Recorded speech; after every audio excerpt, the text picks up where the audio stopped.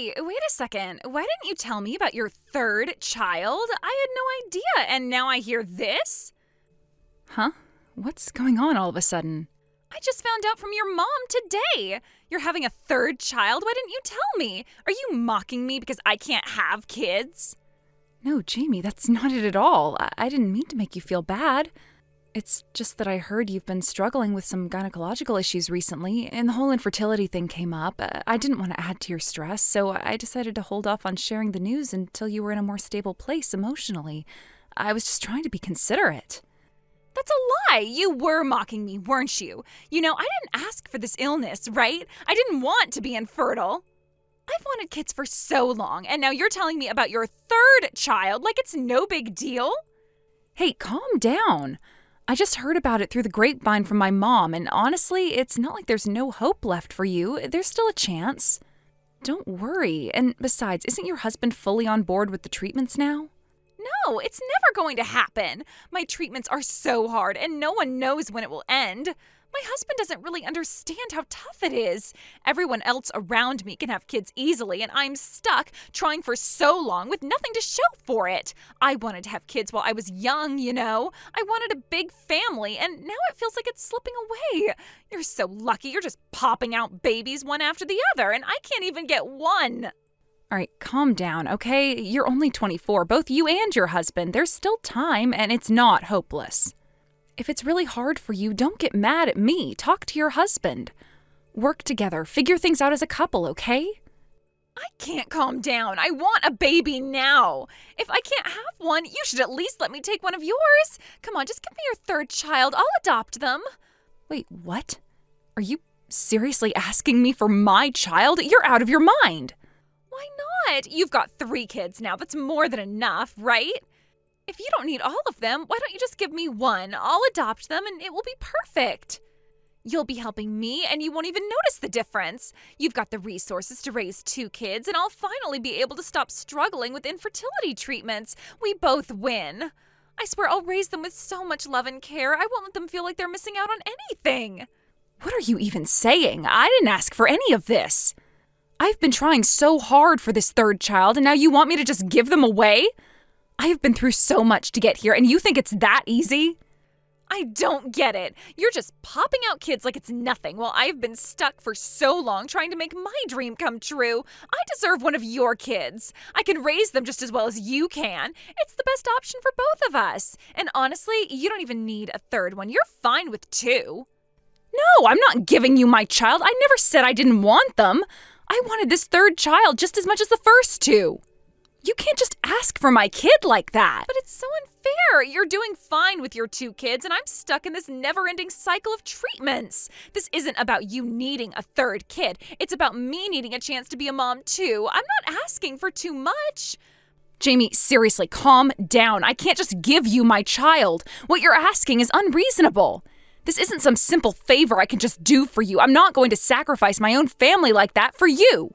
But I need this. I've wanted a child for so long, and I can't just keep waiting around, losing hope. You're my best friend. We've been through everything together, and now you're telling me I can't even have this one thing? This is not how it works, Jamie. This is not a simple request. If you want a child, you need to work through your situation with your husband, not try to take what's mine. No, I don't care anymore. I just want a baby. You're just being selfish. You've got your kids already, and I've got nothing. Just please listen to me. You're not thinking straight. You're acting out of desperation, but you can't just take someone else's child. That's not how family works. And you're not in the right state of mind right now. No, you're wrong. I'm fine. I'm doing this because I need this so badly. If you won't give me your child, then I'll figure it out myself. I'm getting one, even if I have to go through every option available. Okay, this isn't a solution. You need help, not a rash decision like this. Please think about what you're doing. You're not going to help me? Then I'll just do it on my own. I'm leaving now, and when I come back next weekend, I'll take that baby. You'll see. Everything will work out. Jamie, no! This is not okay! You need to stop right now.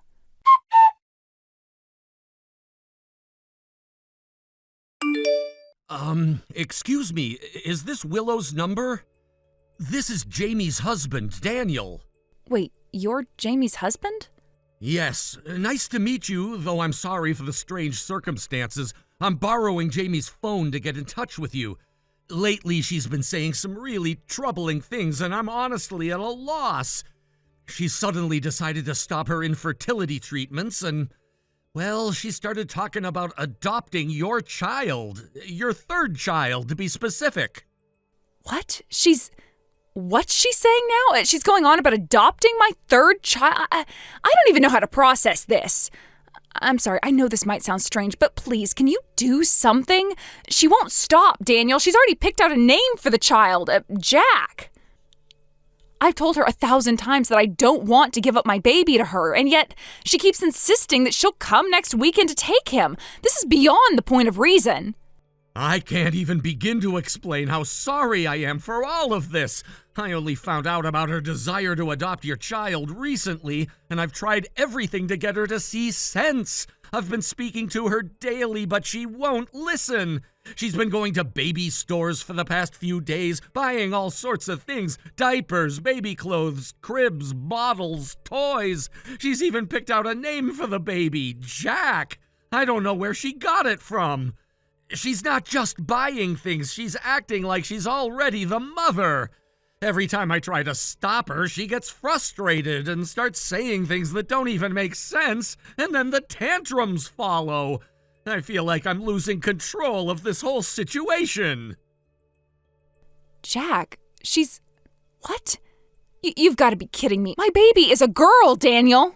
How could she do this? Why is she making all these decisions without even asking me? Jamie used to be a normal person. I don't understand what happened. I know we've had some rough patches, but this is something else entirely. I know, I really do. It's been difficult to watch. Jamie's been struggling a lot with the infertility treatments. It's been mentally and physically exhausting for her. But it seems like she's lost touch with reality. I don't want to make excuses for her behavior, but it feels like she's trying to cope by escaping. She's putting all her hopes into this fantasy, this idea of adopting your baby. And I know it's not right to drag you into this, especially when you have your own family and life to manage. I'm really sorry that it's come to this. I'm really scared, Daniel. I can't believe what I'm hearing. This whole situation is overwhelming me. I never thought Jamie would go this far. She's always been stubborn, but this is like she's lost herself. I feel like I'm being invaded, like my privacy and my family are under attack. What am I supposed to do with this? I don't even know where to go from here. I understand, truly. I've been doing my best to control this situation, but I can't do it alone. It's hard because I've got my own work to focus on. But Jamie's becoming more and more fixated on this idea. I'm trying to prevent her from coming over, but it's not easy. I thought maybe it would be best for you to take a break from all this, go somewhere safe, away from the situation for a while, at least until Jamie calms down. You deserve some peace of mind, and this situation is anything but peaceful. I see what you mean. You're right. I can't stay here, not with Jamie getting worse. It's just so unsettling. But where can I go? I don't want to be near Jamie, but I don't have many options. I can't stay here not knowing what she might do next. But at least if I go to my sister's, I'll feel a little safer. Jamie won't know where she lives, and I think that's the best option for now. I think that's a good idea. You're absolutely right to be cautious. I'll keep doing my best to talk to Jamie and help her realize that she can't do this. I'll keep trying to calm her down, but she's being really difficult. Please don't feel bad about needing to step away from the situation for a while. This is about your safety and peace of mind. Thank you, Daniel. I really appreciate you saying that. This whole thing has been so confusing. I never expected any of this. But now I need to think about what's best for my baby, and I have to protect her. I'll go to my sister's and stay there for now. I just hope Jamie realizes how out of line she's being before it's too late. You're doing the right thing. I know this is a lot to handle, but we're in this together. I'll keep you updated on how things go with Jamie. I'll do everything I can to make sure she comes to her senses. I'm sorry that you have to go through this, but please know that you're not alone. We'll get through this somehow. I really appreciate that, Daniel. I know this is hard for you, too. Please try to keep Jamie safe and help her calm down. I know she's been through a lot, but I just don't know how much more of this I can handle. I promise I'll keep doing my best. I'll stay on top of it. And if you ever need anything or need help, just let me know. I'm so sorry for everything, and I'll do whatever it takes to help you get through this. Thank you. I just want this to be over. I want peace for both of us. We'll get there, I promise. Take care of yourself. We'll figure this out one step at a time.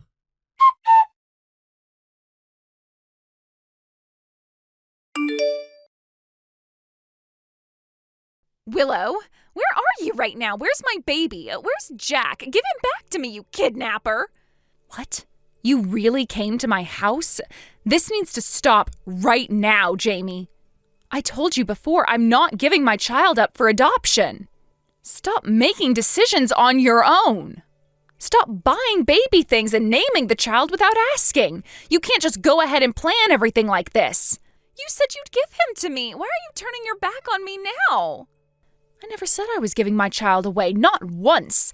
I don't understand why you're so fixated on my baby.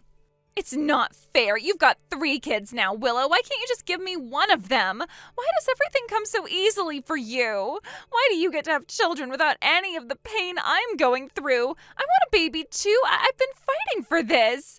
Why can't I have what you have? It's unfair. Jamie, please.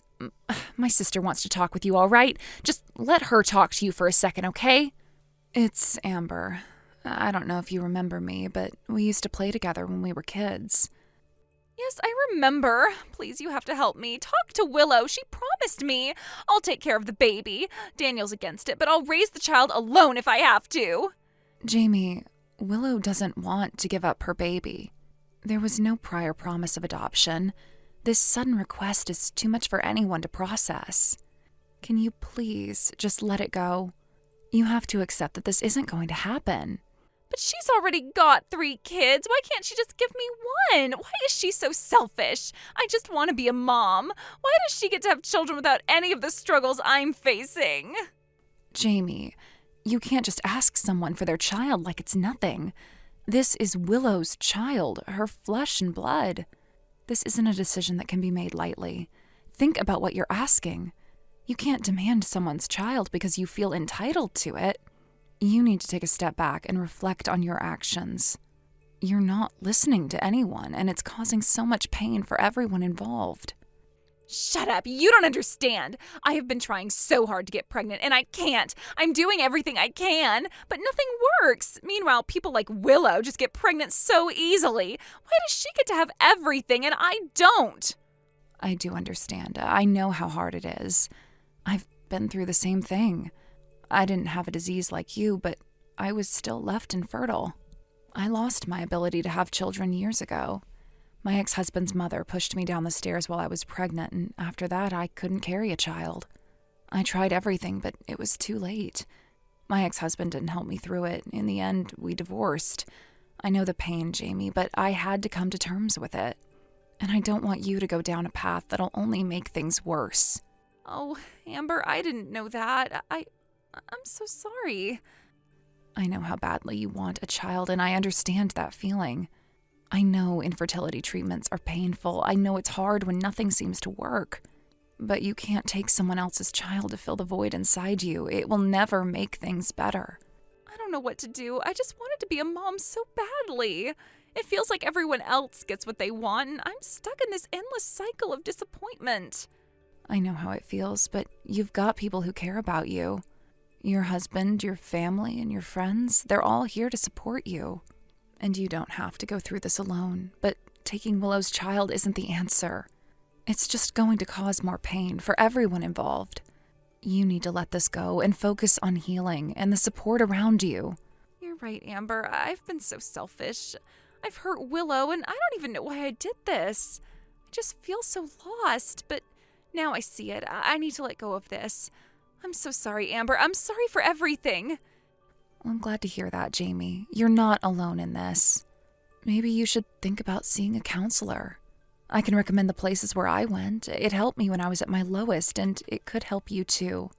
take your husband and go. And when you're ready, you can apologize to Willow. But first, you need to heal. Yes, you're right. I'll go talk to Daniel and figure this out. Thank you, Amber. I don't know what I would have done without you.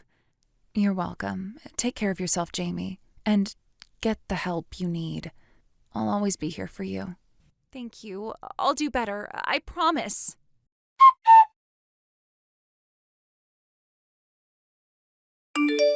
After everything had settled down, Jamie, with the encouragement of Amber and Daniel, decided to attend counseling. The idea of facing her own feelings and understanding the impact of her actions on others was something that clearly weighed on her mind.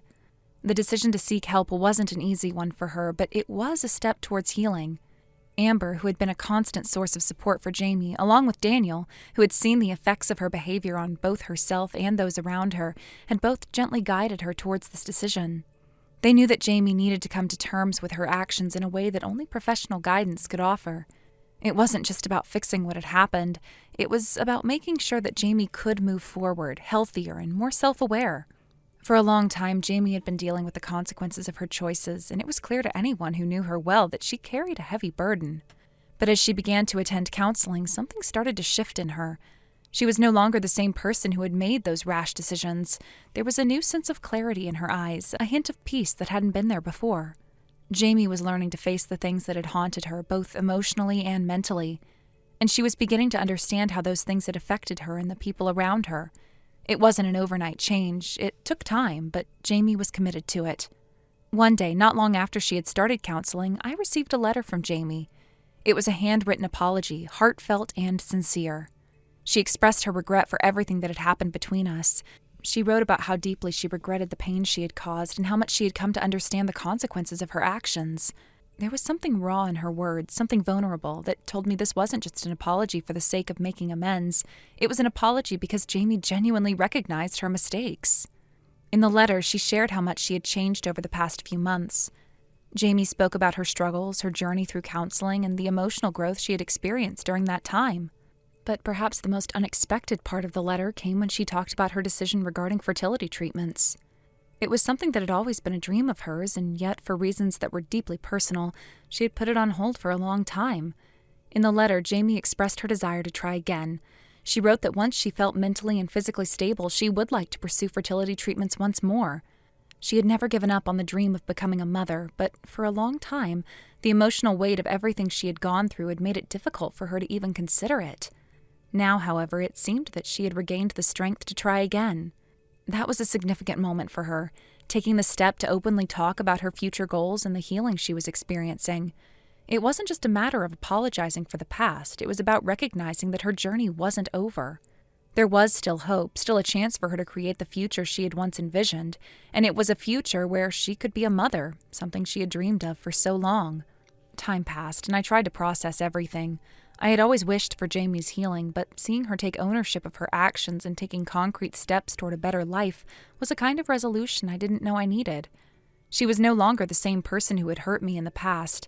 There was growth and maturity in her, and even though the past couldn't be erased, there was a glimmer of hope in the letter that spoke to her genuine effort to make things right. Then, a year and a half later, I received another letter from Jamie. This time it came with pictures of her, her husband, and a small ultrasound image. It was a moment of pure joy and excitement for her, one that she wanted to share. She had finally achieved what she had worked so hard for. Her fertility treatments had been successful, and she was pregnant. I could tell from the photos that this was a moment she had dreamed about for so long, and now it was finally happening. The joy in her letter was undeniable, and as I read it, I felt a wave of emotion wash over me. There was a part of me that was deeply happy for her, knowing that she had made it through the struggles and was now on the path to something truly wonderful. It had been such a long and difficult journey for Jamie, and seeing her on the other side of it, so full of hope and happiness, was a powerful reminder of the strength of the human spirit. Jamie had faced her mistakes, learned from them, and had not let them define her. Instead, she had chosen to move forward, heal, and create the life she had always wanted. The news of her pregnancy was a reflection of all the hard work she had put into herself, and the way she had worked to build a new life for herself and her family. Thank you for watching and listening. We hope you enjoyed the video. Don't forget to like this video and subscribe. Also, feel free to leave a comment about what you thought of the story. We look forward to seeing you at the next story.